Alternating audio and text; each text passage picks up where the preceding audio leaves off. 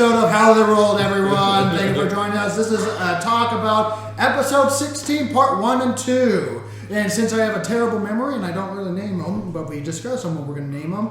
The episode names are... The part 1 is called Terminal Condition. Because about Spark's imminent demise if we don't do something about it. I say this with remorse. I was 15, not 16. We're going to kill that guy. And then part 2 was Frenemies. Frenemies, which is nice and foreboding. I don't know, but if we survive this thing, that chick better really love us more than she already does. So, she loves it. It's been a while since I've actually hosted How They Rolled. Yeah, it has. It's been a while. That's nice. I'd just like to point And out something that fell all I over because said someone kicked something. Anyway, so just a little bit of catch up and a little bit, me just going, okay, I'm going to nerd out a tiny bit. I enjoyed last episode because I honestly did not know what you were going to do. I had a couple of options, and actually, this is my first question followed by a follow-up question because I'm actually very curious about this because I haven't really pieced together a true answer yet. So, you're in the corn brew estate, and you were figuring out, basically, quite literally putting out the options that you had and trying to figure out what you were going to do to basically get more Sal or Will for Sparks. Because apparently, you have 1 month to live, says the Warforged, the first Warforged that you've met. He says this with remorse. Thank you. Yeah, it was a very sad but funny. It was a terrible, funny situation where he delivered a statement to you in a forced, happy mood that he had, but you were rocking. You were trying to figure out how to deal with it. You're being proactive. You're being solution involved, and you brought it to the table with the rest of your friends, and you guys started. No. Stop right there. Mm-hmm. We're not Sparks' friend. That is true. He's made that clear. You made that very clear. Maybe after we helped save your life. Again. We're all the rest of us, even the two that had anonymity. Well, I mean, I'm friends with Hazel. Not anonymity. I'm friends with Hazel. Enmity. At the beginning. Even the two that had enmity at the beginning have made friends. But you still... I'm friends with Hazel. Oh, sure. Yeah, I can see that. Yeah. It always starts with one. It's the route that starts the path. But my question is, the first question is, the path that you chose after it was placed in front of you by the Coin Brew estate, basically as a handoff of some sort of favor with an underground world. You took that. May I ask, why did you not question it? What? You quite literally, all the staff members left the dining room with a single piece of paper. It's pretty simple. We were having a debate, and we needed an answer, and suddenly the butler walks in and hands us that thing, or whoever handed it to us. It seemed like this is the answer to your problem. Go there. Because you were having this conversation with all the staff members right there. Right. Well, we also, at that time had figured out that what our other options are. By the time that we get to where we need to go, we're either all arrested or he's killed us before we get arrested. Because he's going, or he's killing everybody else around him before we get to where we're going. And then we're arrested and killed. The timelines just weren't allowing us to do that. So when we saw this, we're like, you know what? The lesser of two evils, But we also had to stay... I said weevils, yes, I did. We also had to stay 2 days because of Lady Lolo was coming. So that's correct. We had to find shit to do. For the spell, for the item that I had to double check and realize that we used incorrectly. But we said, because they do have scrolls in the Coin Brew estate, which Ek and Barian found out. And we just said that basically you bought a few of them and you used them. Yeah. Done. So it's fixed. Because they but developed another story. We had time to kill. And unless you want to go through 3 episodes of Sunny getting laid, I mean... Speaking on that matter, you had a vision. After I got laid. There we go. Yes. You had a vision, a very unusual vision of after basically the identification spell on this small little tablet that was given to you by Lady Lolo, essentially, completed, and drove you into madness as you saw visions of whatever it was. That's flavor. That's not how the spell works. Yeah, no, that's not how the spell works. However, when you cast Identify on certain artifacts, they can lead different styles of completion of the spell. I was just heading off the comments. Okay. But, yeah, so you take care of that. I haven't really discussed on top of that, handling Bearing as well, and where he wants to go. But, anyway, I have all these ideas and stuff like that, and I'm starting to railroad the conversation. But the question is still the same. So that is what you guys were saying for at least taking this offer from the Coinbrew estate, which is, I'm very surprised that none of you actually said anything on how sketchy this was. Oh, we all knew it was sketchy. Yeah. It was sketchy, but how do you get to know a city? That is very true. You don't learn the city from staying in a state. You learn the city from the bottom up. And we're about to. I mean, to be fair, we did start in the slums and then went to go kill a dragon through a very bad deal. With all due respect, you went to a bar that had the aesthetics of the slums, but is definitely not a poor bar. Okay. It is one of the bars. It's kind of like a biker bar that's really well out, but just still keeps the nastiness. We had to walk through the slums to get there. That's true. And now we're dealing with these. That's more of a shantytown. We were in the slums. Now we're kind of dealing with the working class. Yeah. Because that's what these people are. These are people where we walked through before. People didn't have jobs, and it was bad. Now we're handling that level where they all have jobs, but cliche union corruption kind of thing at the docks.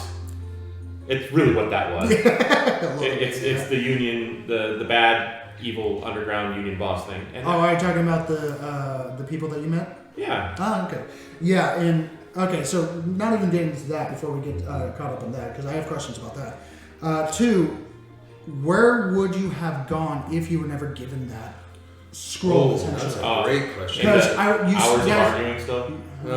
Yeah, well, the challenge would be coming to an ultimate decision, and then because we couldn't wait for Lady Lolo either, so it was literally. Well, the waiting for Lady Lolo was maybe there's a quicker way to do this. Right. She could We be able could to transport, or we could. Well, one way or another, we had to wait anyways because the next airship wasn't going to be there for 3 days. But I thought it was 6 days. It was like 6 days. Because I had you roll a d10, you didn't get But it. mathematically, he's right. The engineer's right. That we would have failed because getting to the city would not have gotten us what we wanted. It would have only got the information of where we need to get our stuff or how to get our stuff. Possibly. So that would have been a problem. So we had to do it the way we did it, but And we don't want to be in a city. We didn't say this, but I we don't certainly don't want want to be in a city for 3 weeks because, again, we don't know if he's going to go feral 24 hours before he passes out and dies and stops moving, or it's 2 weeks. This is like a strange version of Walking Dead, I have to say. Yeah, so you just got bit. You don't know when you're going to turn. You got to act fast and try to do what you need to do to hopefully prevent from turning. right. But if we can get a full cylinder of will from these guys, if they're true to their word, then It would definitely solve a little We bit don't of a know time that- crunch. we don't know what his will mileage is. and if, Well, I've had one for the better part of 3 years. Yes, but you weren't in constant peril and constant fighting. This is true. So As soon as you turned on the cylinders, essentially in your chest, and went full blown war zone, it started chugging. right. So we probably would have. My surmise is the party may have split to go do different things, or no, I mean permanently split, or we would have gone directly to the main town and got arrested like stupid people, except multi-mass. Except multi. So do whatever I want and get away with it. No, that's not what that is, and that's got to be used sparingly. I had a feeling that it was going to involve a journey. We were going to go somewhere on a journey to try and get to where we're going. Getting to the Feywild was the Shadow Fae. The Shadow Fae was probably unrealistic because of finding someone or finding how to get there. And then if you get there, it's as big of a world as our world. And So I know of a way to And get to just a Fae. reminder, you guys don't have you do not, Sparks, have the complete list of what you need in order to make this. No, You have bits and parts. So even if you get the parts that you have on the list, doesn't mean it's everything. And you don't know how to make it either. But So anyway, thank you for answering that, because I was actually legitimate curious on that fact. So end result is you took the lead from the coin crew's state. You did not question it at all, and you went to this. You took the hook. You opened your mouth and you took the hook. Bad sentence. Blood hook. Yeah. So you took the hook. You went down to this underground society that was actually on the same level that was being excavated in the city of Gaudin, which is still being tourist essentially to the place, because you haven't been here that long. You're still discovering new places of the area, and you find yourself in essentially a excavation business on a grand scale that is currently in the works of excavating, and you find that there's a organized crime business essentially inside this excavation business. No surprise. Still yet unnamed, as you guys had this strange, a little quirky conversation with the head of this organization, known as the Tall Grocer, which happened to be a halfling. Who's not very tall. Yeah. Who's tall for a halfling? No, it's a symbol. It's a saying of a mafia name, essentially meaning something else. And both of you guys didn't really want to give anything, which led to this interesting conversation of basically, who are you? No, and then Who are you? Who are me? Who are you? Kind of situation. Why are you? Yeah, and it eventually started out because they heard of a giant metal person taking out a dragon, which was Sparks, but at the same time, they're kind of like, how the fuck did you find us? Who gave you this, essentially, this favor? Why are you here? And why are you here? And then Sonny cut it to the chase. Obviously, we have to do something for you to get what we want, so why don't you just tell us so we can go do it and stop monologuing. And then at the same time, he says, like, I don't know what you want. You didn't tell me what you want. What do you want? And at that point, we had no idea, but then Sparky here. No, what I wanted to lead up to, Eck Yeah. said something very interesting. Uh-oh. Yeah. Yeah. Yeah. I know who you're Yeah. X got a loose tongue. He led into the He's gonna lose conversation. brain. Yeah. And Eck, you said that you had connections or were led to this underground society of organized crime by Archmage Lady Lodo. Yeah. One of the 6 Archmages of the kingdom. That's the moment when we realized the wrong brother lost the job. If Gau's jaw could drop, it would. There was a thunk. It was an ethereal thunk. Yeah, exactly. His jaw dropped. What are your thoughts on that matter? What do you think is going to happen, if anything is going to happen on that? Because that's a ripple. Well, okay, as far as X concerned, he realizes he probably said something he shouldn't have, but I don't think he has the ability to really think beyond what the ramifications might be. I mean... Sure, you're not exactly... Eck is not really a deep thinker He's not wise, but it's a 10, right? So it's average. It's average, but it's going to possibly have repercussions. But him doing any chess-like analytics of what might happen because he's not going to do. Now, David, on the other hand, the player, I've got all kinds of ideas. What the hell can happen? And what about you and Sonny and Sparks? Do they have any comments on that? I don't think it's that big of a deal because it is no secret in this town that we work for her. We're the ones that killed the dragon. Everybody saw the thing at the boat. They saw the follow-up thing. Few people at the front of the city did see it, but... No. We keep watching the Multipass in the bar, remember, to hire the people and to do all that stuff? We keep flashing. It's not a secret that Sonny and this group are involved with her. Yes, but then again, you're in a big city with thousands upon thousands of people. Your rumors take time to spread. It's Right. not an instantaneous thing. But we killed the dragon. We're doing the thing we're doing. We're in the coin brew estate. I mean, in a month, we're going to be, to steal a line, toss a coin to blah, blah, blah, blah. Exactly. You're quite literally going to be, there's a bunch of people at the bar. Yeah. One person tells the story of your group, and you're like, oh yeah, I heard they also do this. Oh yeah, I heard they also do bullshit, that's not what they do. The largest magic shop in the city got sold out by us. Not entirely, but yeah, you've been definitely closed down for the day. Yeah, Okay, so Eck isn't going to go this way, but David, the player, is going this way. Hello, train. That if he knows Lolo is connected with us in some way, that actually is really, I think it's a power card in our favor. Possibly. Because he's going to know what he's up against if he screws us. True. Well, and beyond that, a lot of times people like Lady Lolo can't deal with these people on a direct basis. And we would be the go-betweens between these people if need be. A lot of times royal people have to deal with these people, but they can't talk to them directly. That is 100% true. So, and vice versa. And there's always these shadow hands essentially dealing with the higher figures and doing essentially power plays. And these people excavating things that are probably have magical shit down there, I'm sure she's going to want to have some hand in that somehow. They obviously found Will from Once him. you tell her that you screwed the pooch, of course. Well, that's your job. My job? Yeah, you screwed the pooch. I could let Derek do the talking. Nope. 'Cause he will That's die. pretty good when Well, yeah, that's right. His days are limited anyways. So anyways, you made this agreement to basically, in order to obtain another container of will for Sparks, a limiting factor of what the Warforged live off of, essentially, their blood, essentially. Fuel is a better word. Yeah, it's essentially the equivalent of blood.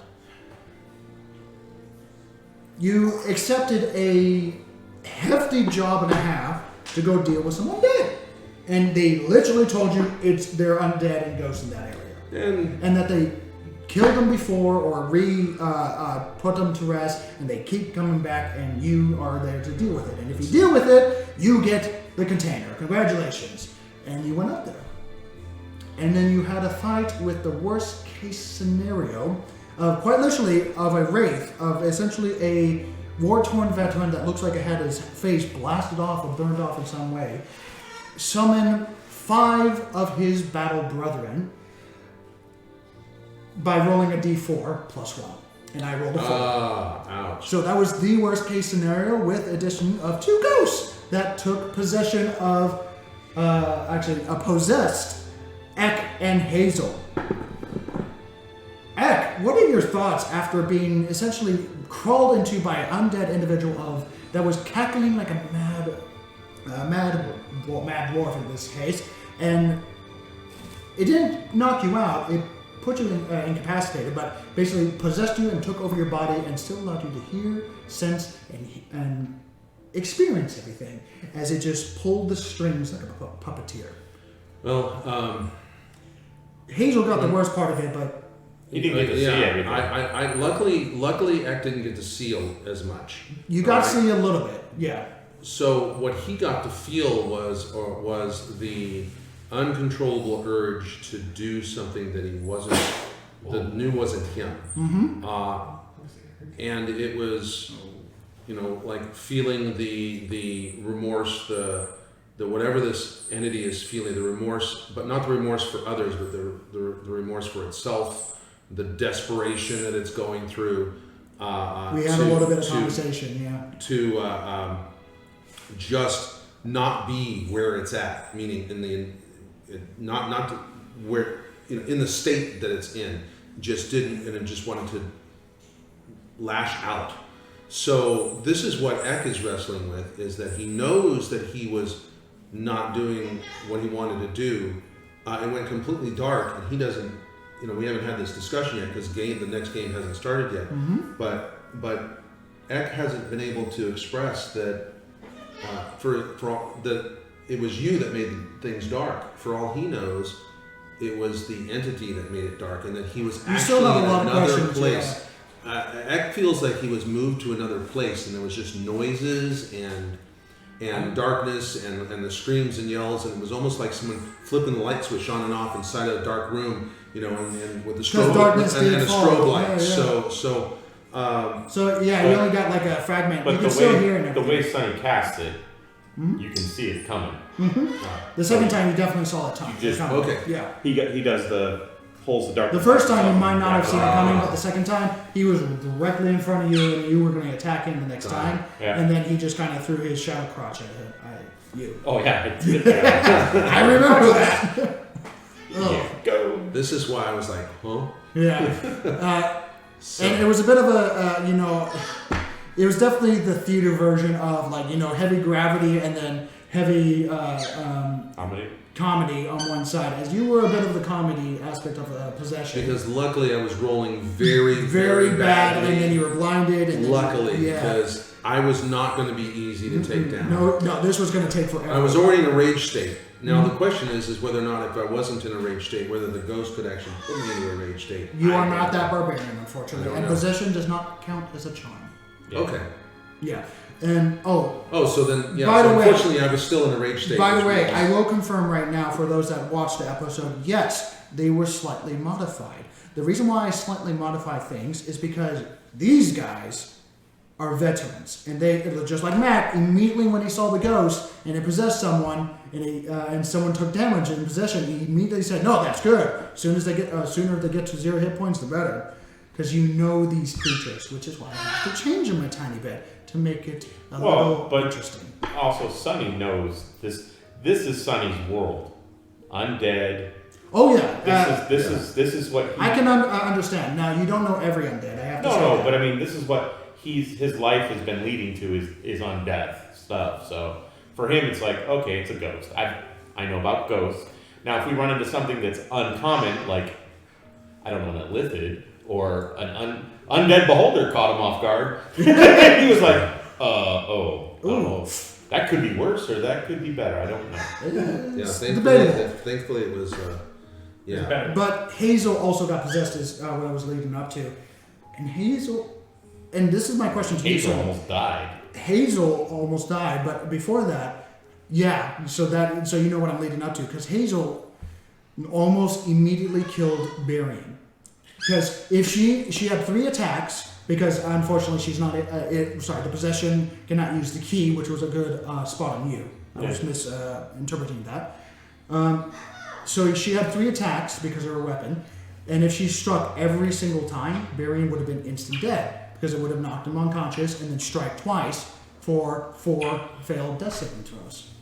Yep. But luckily, she missed once. That was right. So, and you were right there watching that happen, seeing your companion, possessed or not, doing that to your brother. I mean, what did you feel at that time? No, it would have been chain fireballs in the whole room. Everyone would have Just died. lit it up. Flashback to the outside, which is you and your corpse of a brother. And Davros is the only one on the other side of the door.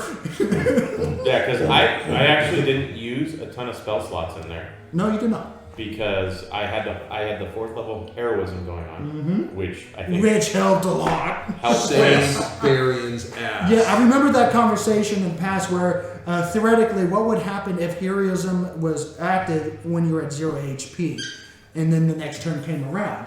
I remember that conversation and it actually came to play. I'm like, it's very interesting. Well, it's important because you guys don't know this, but we have backup characters. My backup character has a whole thing based on. His whole character is based on the fact that he gives out temporary hit points every round to everybody. You're a support person Yeah. for the next character. Total support. But Hey, those people are nasty, no, right? but in that fight though, I mean, other than that one moment of panic, Sonny was just that got this shit, and it was his first. He didn't avoid battle completely. He moved around, but he owned it.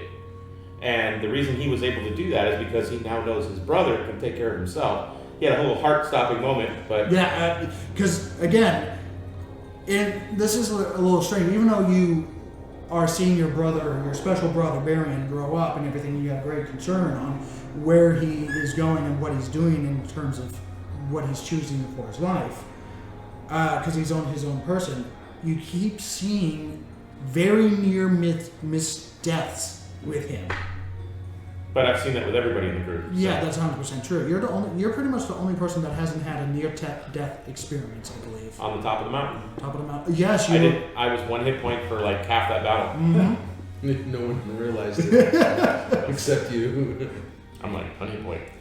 But to the good point of that is, it's hard to reduce me to below 1 in 1 shot. That is 100% true because your special abilities. Yeah. So, but We're not going to get into that quite yet, but again, at this point, Sonny absolutely had, what do they call that? He had tactical awareness. Okay. And he was just situational and tactical awareness. He was on top of that. He was in the zone. Yeah, that battle in his mind was his. Mm-hmm. And he knew he didn't doubt we were going to win. He had a moment when Barry went down, but then he went, oh yeah, heroism. Oh, fine. It still was very close. I was so holding my breath, and I'm like, he is literally 6 seconds away from death with a 50% chance of failure. But he didn't have to roll. I didn't know about that. Didn't realize the heroism would kick in. And that's why, he was just like, stand back up. Well, heroism actually did more than that too, because the four people who had it, including me, were immune to fear, and that would have been a bad thing. Was Derek? No, Derek did not have it. Derek decided to go pop it up, and that's why he got nailed the way he did. Yeah, and that's why. I even said it. And this is why the ghost was slightly changed. In vanilla, he would not have been aged from fear because he did not get 5 lower than the DC. But I'm like, I'm going to change it up a little bit to make it a little bit more interesting and to make ghosts very scary. Because in 5e, undead are pretty wimpy. They're pretty wimpy. Some are. The lower end undead are pretty wimpy. The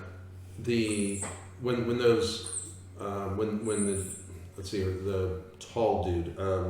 The tall dude? Yeah, the tall grocer. Oh, the tall Jesus. grocer, and it sounds like 2 syllables. Okay. The tall grocer. Okay. The tall grocer mentioned about we've cleared these things out and they keep coming back. Mm-hmm. It actually set an overconfidence with Eck, and the fact, then we'll just take them out and then snatch, like a fire and smash out the ashes.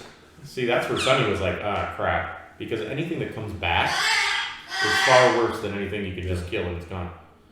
That's true. Butterfly. You go get Ginger and make sure she's okay. Thank you. Yeah. I'm gonna. No, he's not gonna go away from the camera. He loves the camera. He is just so jazzed that we are doing this. Yeah, right he now. loves it. Here, it's a little downtime. Come on, boom, boom, boom. Well, this last game we had some really big moments. Sit down, please sit down. We had some fairly large moments too, as well. I mean. Oh yeah, and don't worry. We ended the battle with, for better or for worse, Derek has been aged 30 years. Mm-hmm. Yes, that hurt. That hurt. That could have killed Eck. I don't know about killing him. You would have been an old man. I would have been an old man. Yeah, you would have been an old man. That'd be interesting, because that might have killed me. Because would that just use my fuel, or would I just age? That is a very good question. I will not answer that. And the thing growing inside my fuel, would that age 30 years? I will not I'm answer going to that. do a science thing on here. Now, granted, it's not really science that's happening to you if that were to happen. But I'm going to say here, you wouldn't need to eat 30 years worth of food. So therefore, you wouldn't use 30 years worth of fuel. But then the plant inside, wouldn't that then grow 30 years? It's not age that aged him. It's fright. It's fright that aged him. And you don't actually age. It's just the damage to the body from the shock of fright. So it's not time, it's damage. That is 100% true. And if that was a feeding and actual aging thing kind of deal, and just like that, it's magical, all right? Mm-hmm. First of all, he would have dropped dead from starvation after the first year. I actually beg to differ on that. It's not magical. It's an actual. They've seen people do that, being frightened like that. People's hair actually changes color. Well, I was talking in the terms of magical aging and stuff like that. Right, but he aged from fright. Mm-hmm. He didn't age from like your aging spell. It's fright. It was a shock to his system. Yes, I have essentially heard about that. necrotic. 30 years of necrotic damage is basically more or less. Now we're getting into the actual science of how. Start discussions below. Yeah. This can go on for days and days and days, and I've seen discussion boards go on forever about this. We're not approaching that right now for this short discussion. Speaking of which, how long have we been going so far? Well, we got a tiny bit of time. I got one more question, actually. Okay. First of all, Sparks, way to go on protecting the almost corpse of Barian. Almost corpse. You went over him, and especially since you were blinded at the time, you did not go for the body on the floor. If I wasn't blinded, and I wasn't fighting at disadvantage. Because these things were definitely going for blood. Yeah, my opportunity to hurt people would have been tripled or quadrupled. Now the question is, since these things keep coming back, if you die in this area, what happens? Well, I was assuming that it wasn't, because a regular ghost just doesn't come back. Even a hyped up ghost doesn't come back. No. Neither does a wraith. So I'm assuming that whatever we heard in the back room, going down the chute, with the quick little small cutscene essentially for the end of the game. Yeah. Right. I assume that's helping kill stuff, and the stuff in here wasn't what lived in here. It's what died in here trying to kill whatever that was that got away, or some combination. The wraith, you mean? The wraith that you're fighting? Yeah. Okay. And that it has the ability to turn, if you die in here, whatever that thing is, can turn you into one of its thralls or one of its kind, or what have you. So, because I don't think these things were the things that were originally here.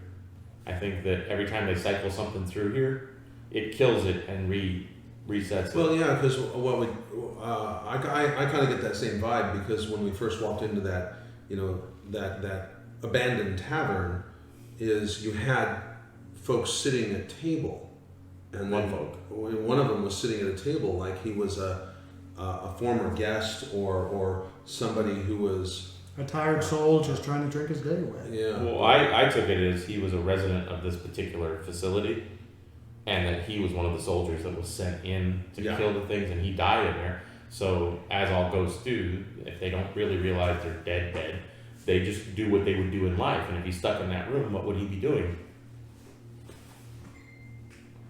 Oh, I hope that ding just came in. But that's very perceptive of you two. Oh, yeah. Sparks, what do you take of all of this? Is what was my question.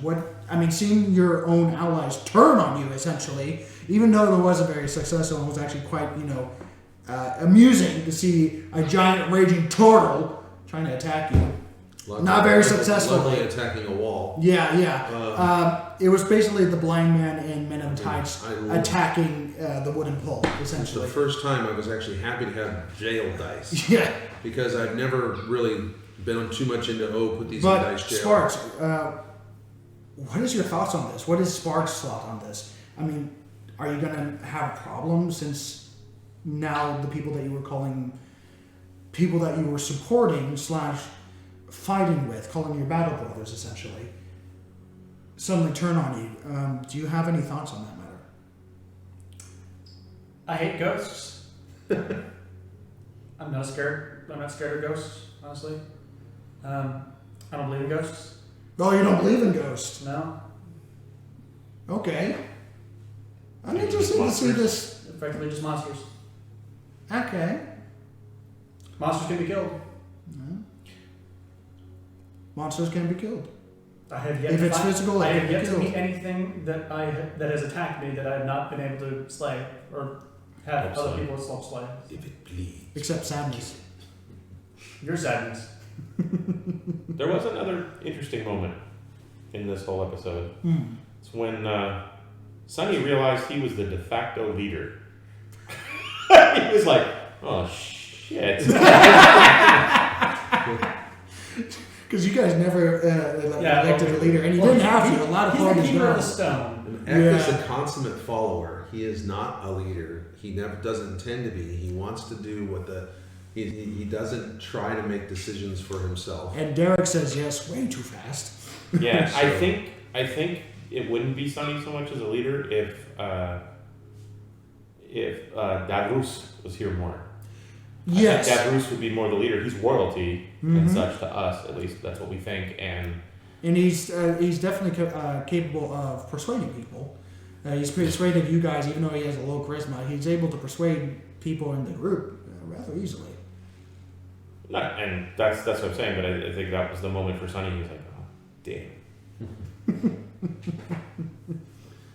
That is interesting. And we should have, barring no issues, we should have Davros back in the next game here. So luckily we're still in the same room area. So but theoretically he could join us with and a little but unfortunately you're gonna miss the next game.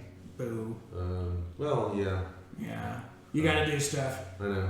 Oh well. What? But So, yeah. don't worry, I got plans for you. For the reason Yeah, why it's you the first picked game this. that I'm gonna He's actually got miss. plans for you. That means your butt's getting kidnapped. First game in half a year that I'm gonna have to miss. I'm gonna do the same You're gonna thing get as I pulled did down to the your hole. first character. I'm gonna get pulled down. No, I'm gonna get stuck in the hole. He won't fit in the hole.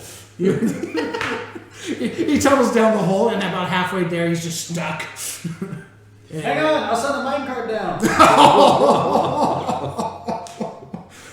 What? Here comes David. So how's my character doing? He died to a minecart Gosh, accident. that reminds me when I met Gutrid, the turtle was huge. What? Don't just- What? He's having flashbacks to Winnie the Pooh. No, I'm having flashbacks to when I learned what grunting the half shell was. Thank you for watching. That is Bye-bye. our time. We're going to stop there. We're going to start the episode 17. Oh my god. Already been 17 episodes. We're going to start 17 with the character development of dealing with the side effects of possession and what you have done and having to live with what, unfortunately, uncertain if it was you or the possessor that did the actions. We're going to deal with that when we come back and to figure out what the hell is going on in this facility and what is causing these undead to remain here and unrested. But until next time, thank you for joining us. I hope you enjoyed this sit down and talk episode of How They Roll, and we'll see you next time. Till then, keep on rolling, everyone. Bye-bye. Can I stand now? Yes, you can. If any of you wears flip-flops in my game, you will have disadvantage on stealth. Period. Can I get a set of metal flip flops? Hey, quiet on set. Seriously? What I mean is No, they just went outside, so when they come back in, they're not going to know that. I didn't know they were outside. Jeez. They literally just did it in front He of just I'll be right back. I'll be right back. Hold on. you just wanted to scream in his Go ear. right back. He's already in enough fame. You really you. have I'm to going to scream give in him a his ear. clapboard, right? Yeah. Oh, look. Bacon! Yeah, bacon. Bacon's good. Bird. Bacon. Hello, everyone. Welcome Take 3. welcome to another episode of How They Rolled. This is going to be episode 15, or we're going to be talking about episode 16. 16. 16. Take 3. Take 3. Take 3. Cut. Look. Hey, wait, you want me to talk about blood? Look, I'm at. Okay. All right. Yeah, he rolled his characters. Bacon. Okay.